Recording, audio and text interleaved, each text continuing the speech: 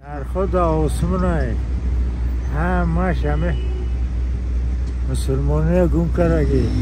چیزی 1 سومن 10 سوم کرده گن آخه اونا شو برای ایرو انصاف های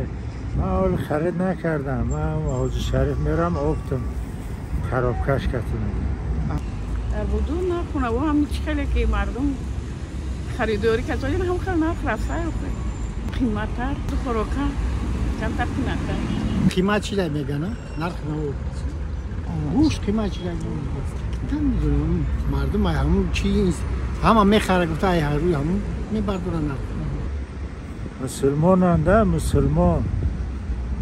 مسلمان انده دولت عربستان انده جای یک روز 2 روز پیشکی ارزان میکنه